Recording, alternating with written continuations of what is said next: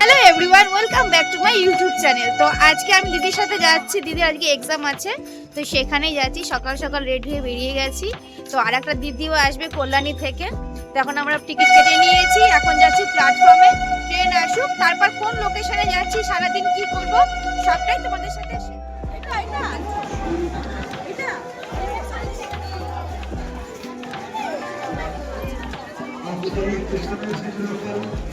প্ল্যাটফর্মে আসতে না আসতেই কিন্তু দিদির আরও কিছু বান্ধবীদের সঙ্গে দেখা হয়ে গিয়েছিল। বাট তারপরে কিন্তু আমরা একটা ট্রেন ছেড়ে দিয়েছিলাম, কারণ কল্যাণী থেকে আর একটা দিদি আসছিল। আর এদিকে দেখো, ট্রেনের মধ্যে রীতিমতো কিন্তু লেডিস কম্পার্টমেন্টে মারপিট বেঁধে গিয়েছিল দুজন মহিলার মধ্যে। তো আমরা কিন্তু দমদম স্টেশনে নেমে গেছি। এখন এখান থেকে ব্রেকফাস্ট করে কিন্তু আমরা আমাদের লোকেশনে যাব।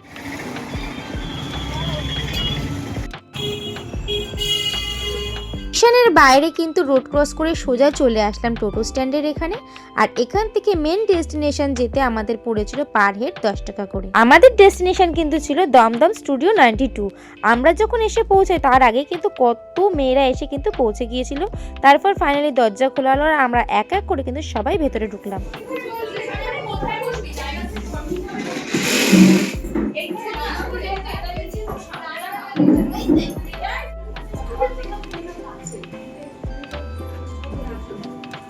স্টুডিওর ভেতরগুলো এত সুন্দর করে সাজানো, দেখে বোঝাই যাবে না যেগুলো আর্টিফিশিয়ালি। তো আমরা ওখানে কিছুক্ষণ বসার পর আমি আবার বাইরে বেরিয়েছিলাম, আর সেখান থেকে কিন্তু ব্রেকফাস্টের জন্য খাবার কিনে নিয়েছিলাম।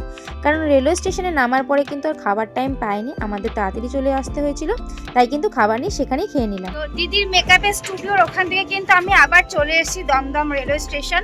এখান থেকে ট্রেন ধরে শিয়ালদা থেকে কিন্তু আমি হাওড়া যাব, কারণ ওখান থেকে ফুল আনতে হবে। তো চলো হাওড়া। একটা ভিডিও দেখে কিন্তু কখনোই বোঝা যায় না, কিন্তু সত্যি কথা বলতে কি জানো তো, সেদিনকে আমার প্রচণ্ড পরিমাণে কষ্ট হয়েছিল, কারণ আমি একটুকু রেস্ট পাইনি। কন্টিনিউ আমাকে দৌড়াদৌড়ি করতে ছিল, কখনো রেলওয়ে স্টেশন বা কখনো মেট্রো স্টেশন, আবার বা কখনো দিদির স্টুডিওতে। আমি কিন্তু বেরিয়ে গেছি শিয়ালদা স্টেশনের বাইরে, এখন যাব শিয়ালদা মেট্রোতে। সেখান থেকে কিন্তু ট্রেন ধরে সোজা হাওড়া চলে যাব। আমি বাইরে বেরিয়ে এসেছি, তো চলো যাওয়া যাক। চলে এসেছি আমি মেট্রোর এখানে, তো চলো মেট্রোটা ধরবো। আগে ভেতরে ঢুকি, কি বাজে গন্ধ।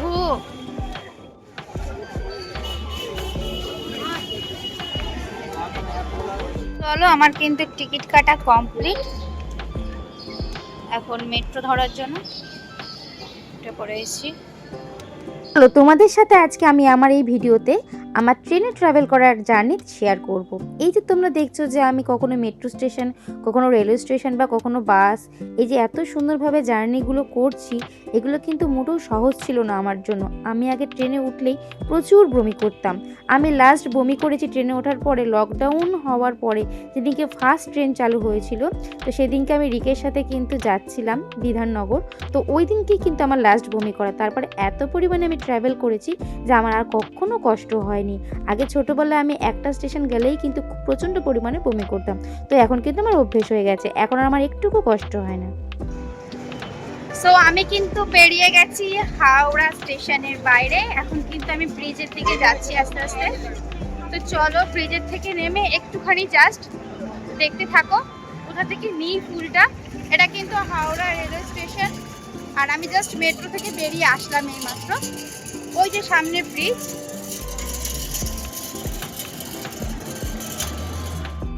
তো আমি কিন্তু চলে এসেছি হাওড়া ব্রিজের এখানে। তো এখান থেকে কিন্তু আমাকে যেতে হবে, অনেকটা যেতে হবে, একটু আধটু না। তো চলো রোড ক্রস করে নিই, না হলে এই ফোনের চক্করে আমি ভ্যানিশ হয়ে যাব। তো ওপারে গিয়ে আবার আপডেট দিই। আমি কিন্তু এখন চলে এসেছি হাওড়া ব্রিজের এখানে। এই দেখো সুন্দর গঙ্গা, আর আমি এখন যাচ্ছি আমার ডেস্টিনেশন। প্রচন্ড পরিমাণে গরম লাগছে এখন, অনেকটা যেতে হবে ব্রিজটাকে। আর একটু বলো কতটা যেতে হবে এখন আমাকে। পা ব্যথা হয়ে গেছে, দিদির জুতো পরে এসেছি, পা যন্ত্রণা করছে আমার চটিটা ওখান থেকে বের করতে পারিনি, এত জুতো রেখেছে ওখানে, সেখান থেকে আর বের করা পসিবল হয়ে ওঠেনি। তো যাই হোক, যেটা পেরেছি, দিদিটা পেয়েছি, ওটার পরেই চলে এসেছি। আর দেখো কত সুন্দর গঙ্গার ভিউটা, কুয়াশার জন্য বোঝা যাচ্ছে না নাকি বুঝতে পারছি না। তো হাওড়া একটা ব্যস্ত শহর, এখানে কন্টিনিউ গাড়ি যাবেই আর যাচ্ছেও। তো এই রাস্তাটুকু দেখো কতটুকু রাস্তা, তো এইটুকু ক্রস করা বিশাল চাপের ব্যাপার। আমি ফুটপাথ ইউজ করছি, এখান থেকে এখন যাব, হাঁপিয়ে যাচ্ছি। তো চলো আগে মেন মার্কেটে যাওয়া যাক।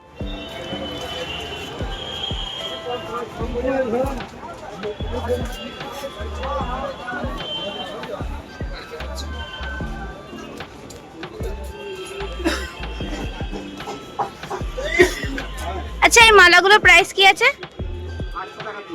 তো দেখো আমি কিন্তু চলে এসেছি ফুল মার্কেটের ভেতরে, আর এখানে কিন্তু প্রচুর ফুলের দোকান, কারণ মার্কেটটাই হচ্ছে ফুলের। তো যাই হোক, তোমরা যদি কখনো কেউ আসতে চাও বা কেউ আসো, তোমরা কিন্তু অনেক কটা দোকান ঘুরে তারপরে তোমাদের যে দোকানটা মনে হবে যে বাজেট অনুযায়ী সেই দোকান থেকেই নেবে, কারণ এখানে কিন্তু অনেকেই অনেক রকম প্রাইস বলে। তো আমি অনেক কটা দোকান ঘুরে ফাইনালি দাদার দোকানে চলে এসে, আর এখান থেকে কিন্তু আমি একটা মালা আর একটা গাজরা অর্ডার দিয়ে বানালাম। গাজরাটা প্রচণ্ড পরিমাণে ফুল নেওয়া কিন্তু আমার কমপ্লিট। তো এখন আমি চলে যাচ্ছি। তো চলো এখান থেকে মেট্রো ধরে সোজা চলে যাব। তো ফুল নিয়ে চলে এসেছি দমদমে, এসে এখানে কিছুক্ষণ ওয়েট করলাম। তো ভটকু আর ধসা ভাই আসছে এখন, এই যে লালগোলা ধরে, ওদেরকে নিয়ে আমি আবার দিদির ওখানে যাব। তো মেট্রো করে আসার সময় আর ভিডিও করতে পারিনি, সেম প্রসেস ভাবেই তো এসেছি। তো চলো ওরা এক্ষুনি আসছে, ওই যে লালগোলা ধরে ওরা কিন্তু আসছে। ও তো ভটকু আসছে, দুই হাতে ব্যাগ নিয়ে, দেখতে পাচ্ছ না। তো একটু হ্যাঁ হয়ে গেল, আসলে একটা ইন্টারভিউর জন্য গেছিলাম।